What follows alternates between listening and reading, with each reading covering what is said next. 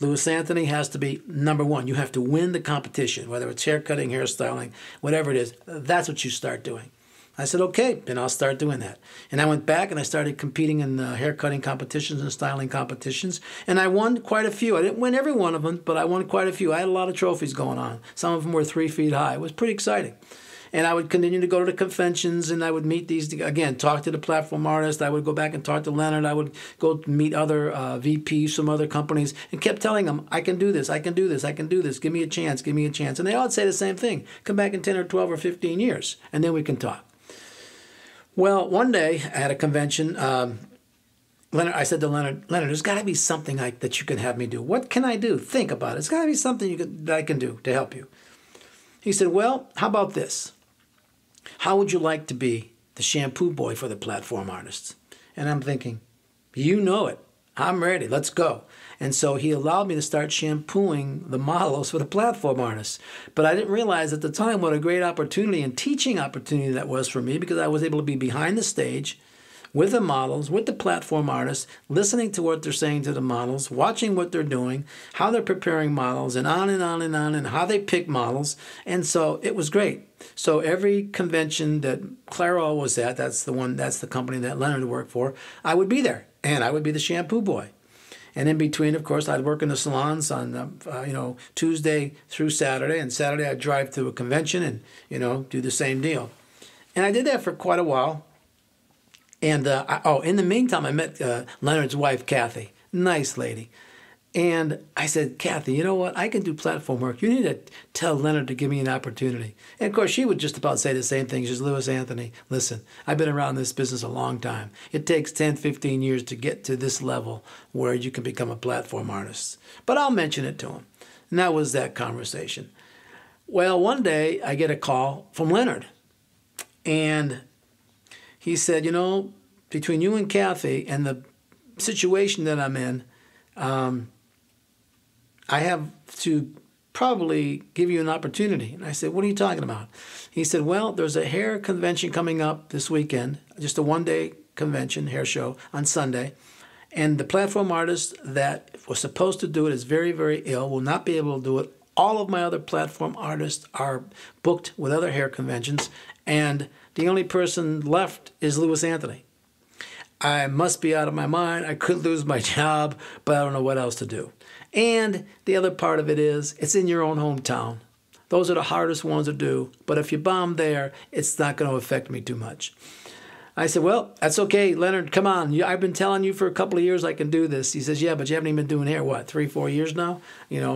I said, yeah, but I've won some competitions, right? Won some state competitions. So, I do have a little bit of a name. Not big, but a little. So anyway, he gave me the show. He said, I'm going to pay you $25 for the day.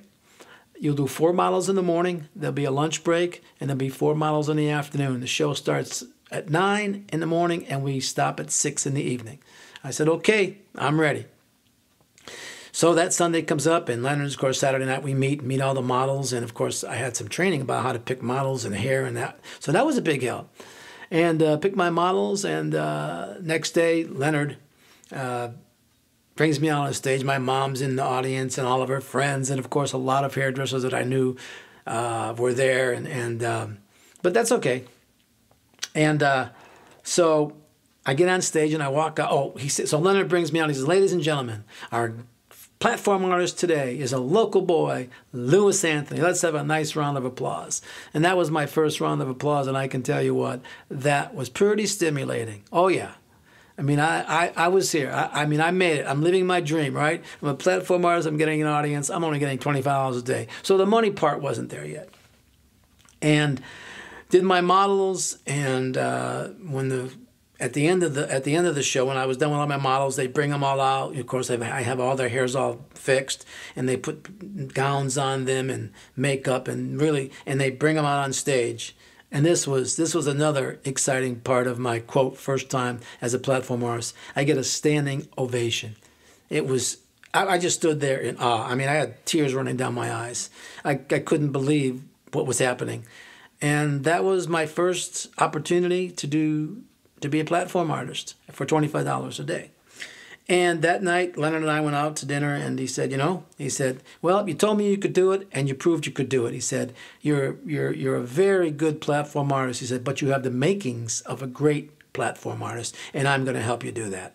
I will start using you to do hair conventions going forward. Going from now on, I will be using you. And I started to do platform work. They call it platform work, as a platform artist for Clairol. And so I had the 2 salons going, doing platform work, winning competitions. I mean, everything is going very well. I'm pretty excited. I'm living my dream and making money in the salons, and just wow, I have the world in the palm of my hands. And then I decided that I didn't want to live in Massachusetts anymore. Too cold for me. Didn't like cold weather to begin with. I decided I wanted to leave. Well, my dad and my uncle had some friends in Caesar's Palace, and they lined me up with a job doing hair at the beauty salon at Caesar's Palace.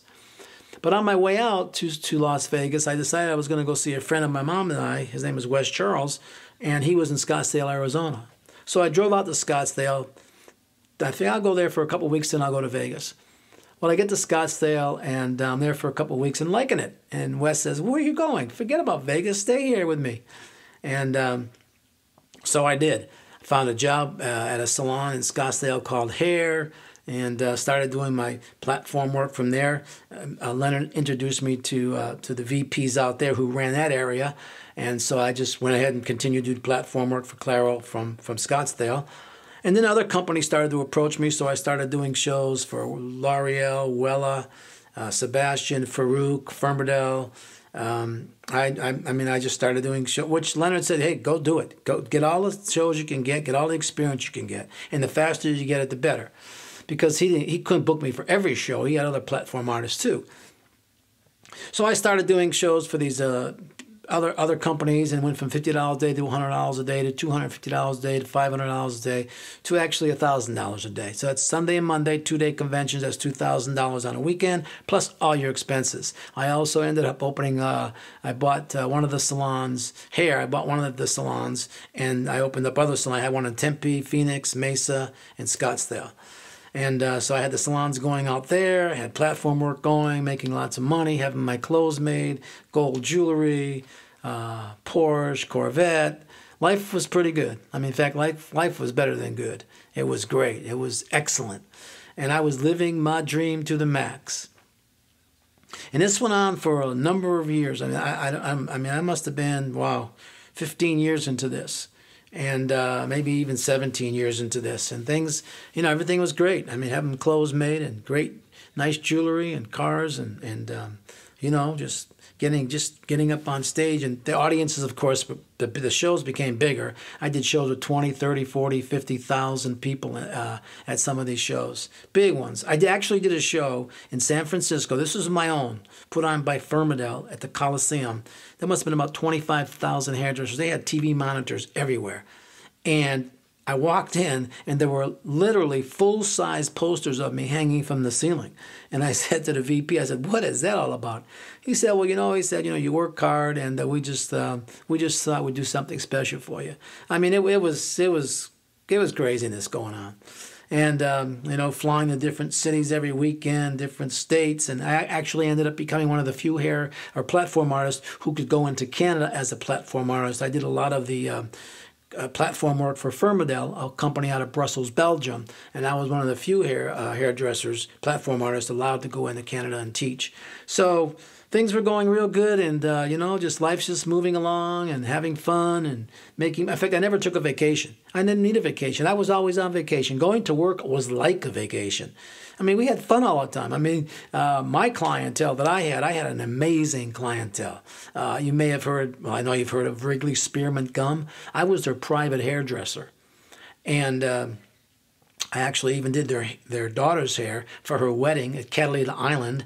They had this 50-room castle with 28 bathrooms, and did the hair for them and for their daughter. And they used to come into my salon all the time. And Mrs. Wrigley was one of the sweetest, humble, loving ladies I ever met in my life. I used to spend New Year's Eve with them. And we'd just go walking down Fifth Avenue in Scottsdale, and then we'd go back to their home and have a little quiet buffet. And 15, 20 people, that was it. They were just really low-key, Great, great people. I did opera singer, did a lot of doctors' wives. I mean, I had a very good clientele, just an excellent clientele, and it was exciting, living my dream, and it was exciting.